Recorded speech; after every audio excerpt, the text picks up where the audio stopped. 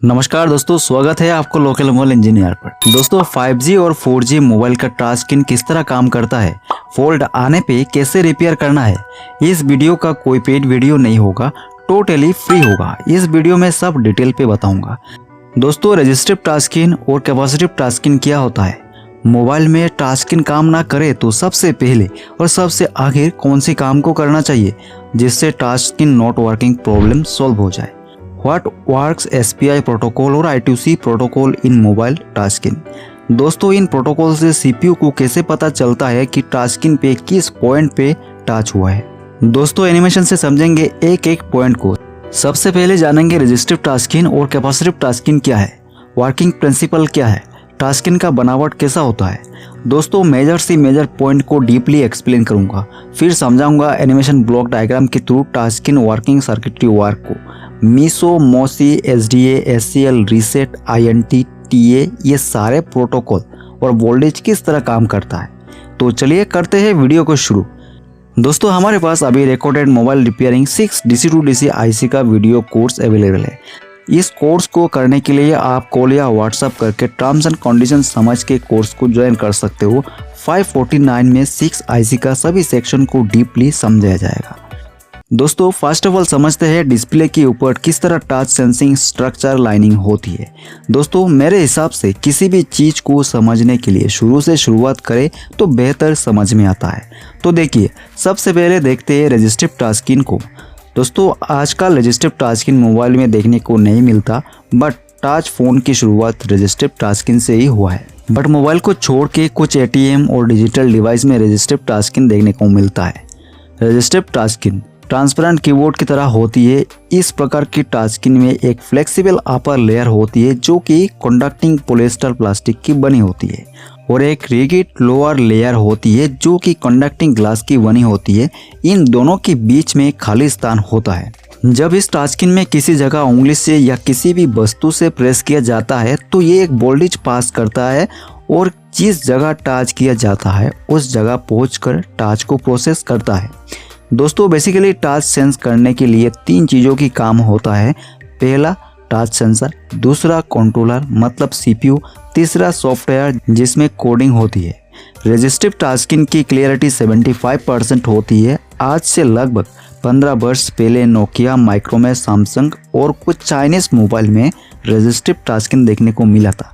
दोस्तों आज के डेट पे मोबाइल फ़ोन में रेजिस्टिव टच स्क्रीन इस्तेमाल नहीं होता क्योंकि इसका बहुत डिसएडवांटेज है।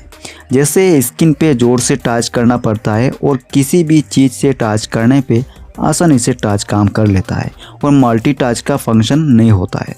दोस्तों आपने भी चलाया होगा रेजिस्टिव टच स्क्रीन फ़ोन को अपनी उंगली की नाखून से या टच पेन से, तो आप समझ ही सकते। दोस्तों मोबाइल को छोड़ के बहुत सारे डिवाइस में रेजिस्टिव टच स्क्रीन का इस्तेमाल आज की डेट पे ही बहुत ज़्यादा होता है। बट मेरा ये सब बताने का मकसद है कि आप टच स्क्रीन का शुरुआत को जानो, क्योंकि रेजिस्टिव टच स्क्रीन सबसे पहले मार्केट पे आया है और आविष्कार भी सबसे पहले हुआ है। तो अभी देखते हैं आज की डेट पे मोबाइल में और स्मार्ट डिवाइस में यूज़ होने वाला सबसे फेमस कैपेसिटिव टच स्क्रीन के बारे में। कैपेसिटिव टच स्क्रीन एक कंट्रोल डिवाइस होती है जो ह्यूमन फिंगर के स्पर्श के द्वारा इनपुट लेती है। स्पर्श मतलब छूना। इस प्रकार के टच स्क्रीन अंदर से कंडक्टिव मैटर की बनी होती है और बाहर से ग्लास की। जब हम अपनी उंगलियों के द्वारा टच करते हैं तो हमारे शरीर से जो इलेक्ट्रिसिटी जनरेट होती है उसी के द्वारा ये टच स्क्रीन काम करते हैं। क्योंकि इंसान की शरीर एक बेहतर करंट कंडक्टिव होती है, हमारे शरीर से करंट आसानी से पास होता है और हमारे शरीर से एक चार्ज प्रोड्यूस भी होती है। आप मल्टीमीटर को DC मोड पे रख के 2 हाथ से 2 प्रूफ को पकड़ना और देखना, मल्टीमीटर पे कुछ वोल्टेज देखने को मिलेगा। लेकिन इस कैपेसिटिव टच स्क्रीन में भी एक डिसएडवांटेज है। यदि हाथ में सर्दी के मौसम पे ग्लव्स पहनकर इस प्रकार के टच स्क्रीन का इस्तेमाल करते हैं तो ये काम नहीं करता है, क्योंकि दस्ताने नॉन कंडक्टिव होती है इसलिए। दोस्तों आपने देखा होगा कैपेसिटिव टच स्क्रीन मोबाइल में टच पेन से आराम से टच करके काम किया जाता है, तो उस पेन में कंडक्टिव मटेरियल का यूज होता है जिससे आसानी से टच काम करता है छूने से। दोस्तों रेजिस्टिव की तुलना में capacitive touch screen high clarity देता है और हल्के टच से अधिक सटीकता से काम करता है। Capacitive touch screen smartphone, tablet में इस्तेमाल किया जाता है और अदर स्मार्ट डिवाइस में भी। तो आप दो चीज नोटिस किया होगा। देखिए, रेजिस्टिव टचस्क्रीन मतलब रेजिस्टेंस टेक्नोलॉजी होता है और कैपेसिटिव टचस्क्रीन मतलब कैपेसिटर टेक्नोलॉजी होता है। तो चलिए अभी हम देखते हैं एनिमेशन ब्लॉक डायग्राम के थ्रू इनका मेन सर्किटरी वर्किंग प्रिंसिपल को, कि किस लाइन में कितना जीआर, वोल्टेज, ट्रेसिंग, रिपेयरिंग और एसपीआई और I2C में कितनी प्रोटोकॉल लाइनें होती है और क्यों होती है। तो चलिए देखते हैं। दोस्तों पहले एसपीआई प्रोटोकॉल बेस्ड टचस्क्रीन को देखते हैं। तो एसपीआई प्रोटोकॉल को मोटोरोला कंपनी ने डिजाइन किया है। दोस्तों एसपीआई का पूरा नाम सीरियल पेरिफेरल इंटरफेस होता है। देखिए दोस्तों, यहाँ पर है एलसीडी कनेक्टर, सीपीयू और पावर आईसी। तो एलसीडी कनेक्टर में टच की अलग लाइनें होती है और डिस्प्ले की अलग लाइनें होती है। तो देखिए, सबसे पहले मैं एसपीआई प्रोटोकॉल से चलने वाले डिस्प्ले टचस्क्रीन की बात करूंगा। तो एसपीआई प्रोटोकॉल के तहत 4 प्रोटोकॉल लाइनें होती है, मोसी, मीसो, SCLK और CS। इसको SS भी कहा जाता है। मोसी का पूरा नाम होता है मास्टर आउट स्लैप इन, मतलब CPU डाटा आउट करता है और टच कंट्रोलर में इन होता है। मीसो का full name master in slave out, मतलब CPU में टच का इंफॉर्मेशन आता है इस लाइन से कि किस पॉइंट पे टच किया गया है। SCLK मतलब सीरियल क्लॉक। दोस्तों ये सिर्फ टच कंट्रोलर IC में जाता है और इसमें एक क्लॉक फ्रीक्वेंसी होता है। CS full name chip select और SS full name slave select. तो दोस्तों आप फाइनल ब्लॉक डायग्राम के थ्रू समझते हैं। देखिए, CPU से reset line direct LCD connector पे जुड़ता है और इसमें PMIC से एक BIO 1.8 वोल्ट दिया जाता है 10K रजिस्टर के थ्रू। दोस्तों ये Redmi 10 मोबाइल का ब्लॉक डायग्राम है। तो आप SPI प्रोटोकॉल से चलने वाली सभी टचस्क्रीन में इस मेथड से काम कर सकते हो। तो दोस्तों रीसेट सिग्नल का काम होता है टच कंट्रोलर IC को रीसेट करना, जो कि डिस्प्ले पत्ता में लगा होता है। दोस्तों इस रीसेट सिग्नल लॉजिक लो और लॉजिक हाई कंडीशन में काम करता है। टच सेंसिंग में कोई भी ग्लिच आ जाता है तो रीसेट सिग्नल लॉजिक हाई से लॉजिक लो हो जाता है और ये काम CPU करता है।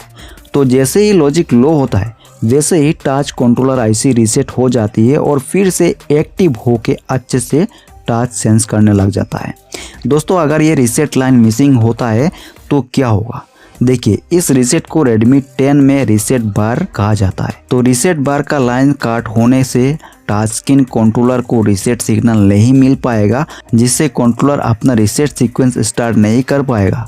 इसका नतीजा होगा कि जब भी CPU रीसेट अटेम्प्ट करेगा तो कंट्रोलर वापस डिफॉल्ट या नाउन स्टेट पर नहीं जाएगा। इसका मतलब है कि टचस्क्रीन कंट्रोलर सही तरीके से इनिशियलाइज नहीं होगा और अगर कोई प्रॉब्लम या ग्लिच थी जो रीसेट के थ्रू फिक्स हो सकती थी वो सॉल्व नहीं होगी। ऐसे में टचस्क्रीन की सही तरीके से काम करने की उम्मीद कम हो जाती है, क्योंकि रीसेट बार के फंक्शन की कमी के कारण कंट्रोलर डिफॉल्ट स्टेट में नहीं जाएगी। दोस्तों इस रीसेट बार लाइन में 1.8 वोल्ट देखने को मिलेगा और GR 0.650 to 0.880 के आसपास आएगा। दोस्तों ये सभी लाइन मिसिंग या वोल्टेज ना बने या शॉर्ट हो जाए तो क्या करना है, ये मैं आगे आपको बताऊंगा स्कीमेटिक डायग्राम को दिखाते हुए।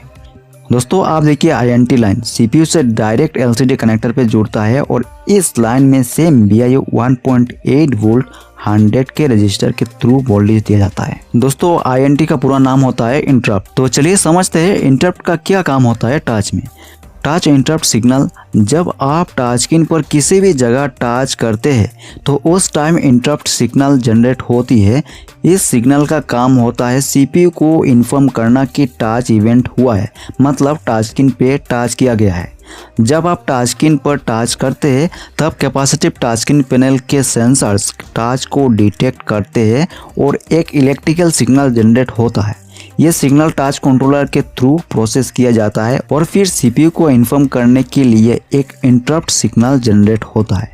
ये इंटरप्ट सिग्नल CPU को इंडिकेट करता है कि टच इवेंट हुआ है और आप CPU को उस टच इवेंट को हैंडल करने के लिए तैयार होना चाहिए। CPU उस टच इवेंट को डिकोड करता है, जैसे टच कोऑर्डिनेट या एक्शन, और फिर उसके अकॉर्डिंग प्रॉपर रिस्पांस जनरेट करता है, जैसे कि कोई कमांड एग्जीक्यूट करना या स्क्रीन पर कुछ डिस्प्ले करना। इस तरह से टच इंटरप्ट सिग्नल टचस्क्रीन के टच इवेंट को डिटेक्ट करके डिवाइस के ऑपरेटिंग सिस्टम को इन्फॉर्म करता है। तो दोस्तों अगर ये इंटरप्ट सिग्नल लाइन मिसिंग हो जाएगा तो क्या होगा। टच इंटरप्ट सिग्नल लाइन काट होने से टच इवेंट सीपीयू तक नहीं पहुंच पाएगी, जिससे टच इनपुट्स को सीपीयू सही तरीके से डिकोडिंग मतलब अनुवाद करना, व्याख्या करना तो ये नहीं कर सकेगा। इसका मतलब है कि टच स्क्रीन काम नहीं करेगा या फिर इनकरेक्ट रिस्पॉन्स देगा। दोस्तों इस लाइन में 1.8 वोल्ट देखने को मिलता है और जीआर 0.650 टू 0.880 ओके होगा। अब नेक्स्ट देखिए क्लॉक सिग्नल की लाइन। ये डायरेक्ट सीपीयू से एलसीडी कनेक्टर पे जुड़ा होता है, इसमें कोई वोल्टेज लाइन नहीं होती है। तो दोस्तों समझते हैं इसको भी अच्छे से। दोस्तों प्रोटोकॉल में क्लॉक सिग्नल का काम सिंक्रोनाइजेशन है। जब भी डाटा ट्रांसमिशन होती है प्रोटोकॉल में, तब क्लॉक सिग्नल डाटा को टाइम पर ट्रांसमिट और रिसीव करने में मदद करता है। क्लॉक सिग्नल का काम होता है डाटा बीट्स को इंडिकेट करना कि कितनी स्पीड से ट्रांसमिट करना है। दोस्तों एसपीआई कम्युनिकेशन में मास्टर डिवाइस जैसे कि सीपीयू क्लॉक सिग्नल जनरेट करता है। ये क्लॉक सिग्नल स्लैब डिवाइस जैसे कि टचस्क्रीन कंट्रोलर को बताता है कि कब डाटा ट्रांसमिट या रिसीव करना है। दोस्तों जब क्लॉक सिग्नल की एज चेंज होती है जैसे कि राइजिंग एज या फॉलिंग एज, तब डाटा लाइंस पर डाटा ट्रांसमिट होती है। हर क्लॉक साइकिल में beat by beat data transmit होता है। इस तरीके से क्लॉक सिग्नल डाटा ट्रांसफर को कंट्रोल करता है और इंश्योर करता है कि मास्टर और स्लेव डिवाइस सिंक्रोनाइज्ड मैनर में कम्युनिकेशन करता है। सिंक्रोनाइजेशन के बिना डाटा लॉस या करप्शन हो सकता है, इसलिए क्लॉक सिग्नल का होना किसी भी प्रोटोकॉल में इसेंशियल होता है, जैसे I2C protocol, SPI protocol, UART protocol और इथरनेट प्रोटोकॉल। अगर क्लॉक सिग्नल मिसिंग या काट होगा तो क्या प्रॉब्लम होगा? देखिए क्लॉक सिग्नल लाइन काट होने से टचस्क्रीन कम्युनिकेशन में सीरियस प्रॉब्लम हो सकता है। जब क्लॉक सिग्नल लाइन काट होता है तो डाटा ट्रांसमिशन का प्रॉपर सिंक्रोनाइजेशन नहीं होता है। तो देखिए मैं कुछ प्रॉब्लम को बताता हूँ जो कि सीपीयू में होता है। Data synchronization loss. Clock signal का बिना डाटा ट्रांसमिशन का प्रॉपर सिंक्रोनाइजेशन नहीं हो सकता है। इससे डाटा बीट्स का प्रॉपर टाइमिंग नहीं हो पाएगा, जिससे डाटा लॉस या करप्शन हो सकता है। Inaccurate touch detection. टचस्क्रीन के टच इनपुट्स को डिकोडिंग करने के लिए सही टाइमिंग का होना जरूरी है। अगर क्लॉक सिग्नल नहीं है तो टच इनपुट्स को एक्यूरेटली डिकोडिंग करना मुश्किल हो जाता है, जिससे टचस्क्रीन का रिस्पॉन्स इनएक्यूरेट हो सकता है। Communication failure. अगर क्लॉक सिग्नल लाइन काट होती है तो कम्युनिकेशन बिटवीन टचस्क्रीन कंट्रोलर और मोबाइल सीपीयू में इशू आएगा। इससे टच इवेंट सीपीयू तक पहुंचने में प्रॉब्लम होगा। ओवरऑल देखा जाए तो क्लॉक सिग्नल की लाइन काट होने से टचस्क्रीन की फंक्शनलिटी पर असर पड़ेगा और टच इनपुट्स को सीपीयू तक पहुंचने में इशू आएगा, जिससे टचस्क्रीन सही तरीके से काम नहीं कर पाएगा। दोस्तों अगर आप इस तरह एनिमेशन वीडियो एडिटिंग कोर्स करना चाहते हैं तो आप इस नंबर पे कांटेक्ट करके सारे टर्म्स एंड कंडीशन जान के कोर्स ज्वाइन कर सकते हो। इस एडिटिंग कोर्स का ओवरऑल 15 चैप्टर कंप्लीट होने ही वाला है। टोटल 12 चैप्टर कंप्लीट हो गया। अभी 3 चैप्टर में कुछ एडवांस जानकारी दिया जाएगा। इस कोर्स का प्राइस एकदम चीप होगा। दोस्तों प्रोटोकॉल में क्लॉक लाइन एक सिग्नल होता है जो फ्रीक्वेंसी डिटरमाइन करता है, डाटा ट्रांसमिशन स्पीड को इंडिकेट करता है और डाटा बीट्स के ट्रांसमिशन के लिए सिंक्रोनाइजेशन प्रोवाइड करता है। क्लॉक सिग्नल का फ्रीक्वेंसी एक स्पेसिफाइड रेट होता है जिसे हर्ट्ज में मेजर किया जाता है। ये फ्रीक्वेंसी डिटरमाइन करता है कि हर सेकंड में कितने साइकिल हाई टू लो और लो टू हाई ट्रांजिशंस जनरेट होंगे। जितना हायर फ्रीक्वेंसी होगा उतनी ज़्यादा डाटा ट्रांसमिशन स्पीड होगी, क्योंकि हर साइकिल में डाटा ट्रांसमिट होगा। जैसे कि SPI प्रोटोकॉल में क्लॉक लाइन का फ्रीक्वेंसी स्पेसिफाई होता है जो डाटा ट्रांसमिशन स्पीड को कंट्रोल करता है। Higher clock frequency means higher data transmission speed. इस तरह से प्रोटोकॉल में क्लॉक लाइन का फ्रीक्वेंसी इम्पोर्टेंट फैक्टर होता है कम्युनिकेशन स्पीड और सिंक्रोनाइजेशन के लिए। दोस्तों मुझे पता है ये वीडियो बहुत लंबा हो रहा है, बट क्या करें, मेरा आदत ही है कि आपको भरपूर जानकारी दूँ ताकि आपका सभी डाउट क्लियर हो जाए। तो दोस्तों इस क्लॉक लाइन में जीआर वैल्यू 0.650 टू 0.850 तक ओके होगा और इसमें कोई वोल्टेज नहीं आएगी।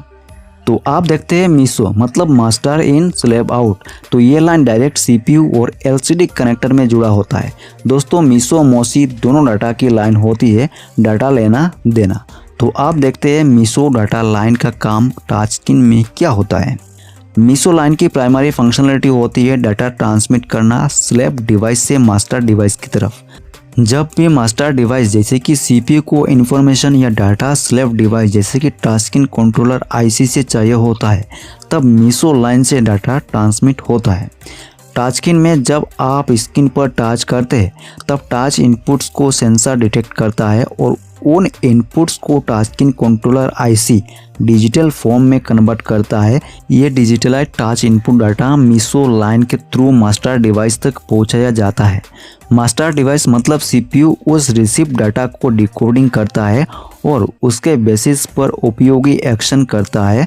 फॉर एग्जांपल, अगर आप स्क्रीन पर टच करते हैं तो touch input data MISO line के थ्रू मास्टर डिवाइस तक पहुंचती है, जहां वो इनपुट को प्रोसेस करके आपका टच को रिकॉग्नाइज करता है और corresponding action like displaying something on the screen generate करता है। मीसो लाइन की मदद से स्लैब डिवाइस से डाटा रिसीव किया जाता है, जो मास्टर डिवाइस की फंक्शनलिटी और रिस्पॉन्स के लिए महत्वपूर्ण होता है, जैसे टच इनपुट को प्रोसेस किया जा सके और टच स्क्रीन सही तरीके से काम करे। तो मीसो लाइन मिसिंग या काट हो जाता है तो क्या हो सकता है, चलिए देखते हैं।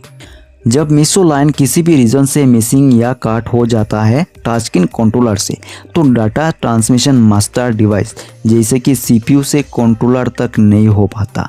इस सिचुएशन में टच इशू होगा, जैसे कि data reception failure. MISO line के एब्सेंस से कंट्रोलर को टच इनपुट डाटा रिसीव नहीं होगा। जब आप स्क्रीन पर टच करेंगे वो टच इनपुट को डिटेक्ट तो करेगा, लेकिन अगर मीसो लाइन मिसिंग है तो वो इनपुट डाटा मास्टर तक ट्रांसमिट नहीं कर पाएगा, जिससे टच नॉट वर्किंग प्रॉब्लम आएगी। दोस्तों आगे मैं बताऊंगा इसका रिपेयरिंग मेथड। दोस्तों मीसो लाइन में जीआर वैल्यू 0.650 टू 0.850 ओके होगा, कोई वोल्टेज नहीं आएगा। दोस्तों आप देखिए मोसी लाइन, ये डायरेक्ट सीपीयू से एलसीडी कनेक्टर में जुड़ा होता है। दोस्तों इस मोसी लाइन का काम होता है टाचकिन गेजर की डाटा को टाचकिन कंट्रोलर में देना।